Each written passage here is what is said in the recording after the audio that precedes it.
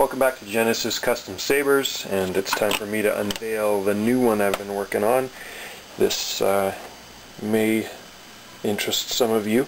You'll recognize the Crate Bone Link style grip that I've worked on several Sith sabers up to this point, but I haven't done a Jedi one, so I've had this design in mind for a while. I wanted the design, the lines to be really sleek and really simple, with some some subtle machining done to things like the emitter, and there's a ring there to kind of guard the hand from bumping the switches all the time, which are brass.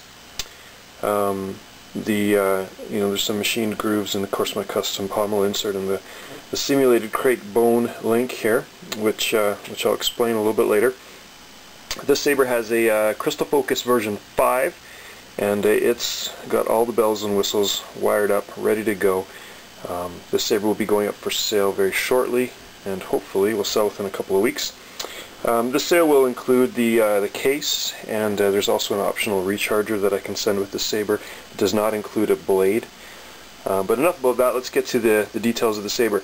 I'm going to use this saber to demonstrate something else I've been working on recently, which I'll start it up in the menu mode, just to give you an idea how this Crystal Focus is wired up. Oh, it's you. Some of you may recognize that voice. I wanted a saber that has the menu of the voice GLaDOS from Portal 2, so I did a special menu for this saber. So the menu is all GLaDOS's voice. Chamber 5. There's no sound font names, just chamber numbers. I thought that was a simple way of doing it. Chamber. Couldn't find a sample of GLaDOS saying the number 6, so I inserted that. Are you trying to get my attention? Are you trying to get my attention? I am very busy, you know. That's the iSaber. So instead of music, I've just got lots and lots of conversation, demotivational, discouraging words of GLaDOS. Being dead, you know, after you murdered me. Okay, look, we both said a lot of things that you're going to regret. But I think we can put our differences behind us. For science. You monster. Oh. Anyways, I thought that might work better with a Sith saber, but for this one it's really cool. And because it's blue, you can also insert different voices of Wheatley and whatnot. I've got a sound font designated for that. Chamber. Are you trying? Chamber 1. Chamber 2. Here we go. So these are all the voices of Wheatley. All right, there be light. That's God, just quoting God. Oh. So this sound font is all just stuff Wheatley says. I am not dead. I'm not dead. Oh no. Have I? Let me just. Sorry, I just looked down. I do not recommend it. Okay, look, I've decided I'm not going to kill you. Okay, if you come back. So that's the Wheatley sound font. So you've got the GLaDOS menu, the Wheatley sound font. I've also got a Turret sound font that I'll demo really quickly. These things will not be for sale with this saber. Oh, it's you. I'll explain that in a minute. Chamber 2. Chamber. Are you trying? Chamber 1. So you have to remember which chamber is which. So this is the Turret sound font. Sentry mode activated. So you may recognize these sounds if you've played Portal 2. Hello, can I help you? I see you. Searching. Firing. Target acquired. Of course, if you hold the lock up, there's lots and lots of bullets. You can tell that the buttons are backlit with the same blue as the blade. Sleep mode activated. But enough of that nonsense. I just wanted a chance to demo all the new Portal style sound fonts and menu sounds that I have. These are not going to be for sale because in fact they're free. Yeah, I'll be offering those on my website for free just because I didn't feel like charging money for other people's work. My lightsaber sound fonts are different because I put so much work into engineering the sounds to get them to sound right. I don't have a problem charging at least $5 for those, but this one are these sounds I want to offer for free. So if you watch my website, they'll be coming up as a free download. Yeah, but enough about that. More about the saber. I'll give you a quick little demo of just a standard lightsaber sound because it is a lightsaber. So let's see here. Oh, it's you. I gotta go back into the Gladys menu. Chamber 1. Chamber 4. Chamber 5. We'll do 5. But the important thing is you're back. With me. Boot sounds are Gladys as well. Of course, the owner of this saber will get the standard CF5 package that I've developed with my fonts, not including these ones. These are a do-it-yourself add-on if the owner wants to do that. For this saber, the blade retention screw is a set screw. I will be including a little thumb screw that goes with it, but I just thought I like to keep the slim lines of the saber. So to tighten the blade, you just use your Allen key, which will come with the saber, to tighten the blade there. I've loaded up Shatterpoint font because I remember that sound bank number 5 is Shatterpoint. Power button.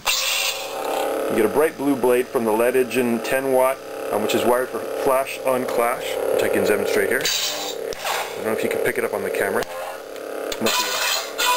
There's a bright pulse of blue, and it flickers during lockup. So that is a really nice feature, and again the backlit brass buttons there. And of course the bar graph which you've seen, that it's kind of little animations that are programmed into that. So that's how that sound font works. I'm just going to pull the blade out. Now this saber, I tried to innovate, include all the innovations that I've done recently with one new one that I've never done before, which I'll show you in a moment. First things first, this saber has a crystal reveal, which this tiny little 440 screw, which you don't want to lose if you're the one that buys this saber.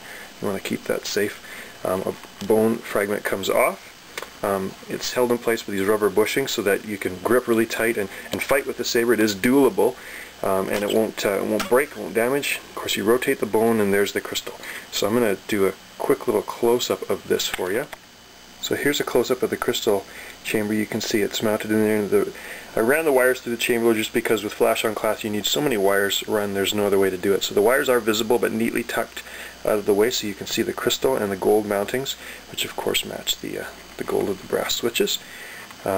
So you can see that there. The crystal does light up when the saber is engaged. So it's got a blue light that's pretty bright. It's a really cool looking crystal chamber. I really am happy with how that turned out. While I'm here on the close-up, I'll also show the other feature of the saber, which is the bar graph. You can see through a window in the saber with machined and darkened grooves. But there's something interesting about this bar graph. Of course, as with most of my sabers, with the kill key out, again this is a 2.1mm recharge port, there's a kill key.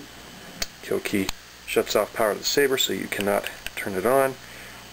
When the kill key's out, but the important thing is you're back. You hear the boot sound, and the lights start to light up. That's the power level meter showing 7 bars, so that's full. But this saber comes apart right here, not here, not here, but it comes apart right here. So with the kill key out, you can unscrew the bottom half of the saber, and this is the only taking apart these two things, the bone fragment and this, that I allow under the warranty. Any other trying to take things apart will void the warranty. And you will see that with the saber, the LEDs are actually mounted right onto the crystal focus. So I got LEDs that were the same footprint as the resistors, and then I linked all the ground pads. So each resistor footprint actually carries an LED. That's your bar graph. So you can set up your little parameters like that. This is the smallest bar graph I have ever wired in a lightsaber. I've never done one this small. I don't know if I'll ever do one this small again because it was a pain to solder that properly. A lot of cram foo went into the saber. All the wires are tucked very neatly. Of course, it's got my PVC chassis, so if but the important thing is you're back with me. So if the person who buys the saber does want to make changes to the SD card, this one is a little tricky to get out. Usually I leave lots of room in there. With this one, it's really tight. Now the magic implement, of course, is the pencil. See, the SD card pops out there. And what I use is very, very gently, I use the needle nose pliers to remove the SD card and slide it back in. It does want to try to catch on those wires, so you gently have to take your time wiggling it out, resetting it up on the computer, formatting it, whatnot, and then sliding it back in until it clicks. I don't use my finger. I just find that this is much more safe and precise. So click, There you go, ready to go. Check if it's working. But the important thing is you're back. Get a boot sound. With me. So that's how this saber operates, as well as the new sounds that I've engineered. Again, they will not come with the saber in the sale. They will be available on my website as an additional download for those that want to do it yourself. And again, this saber is going to be going up for sale very soon. Thanks for watching.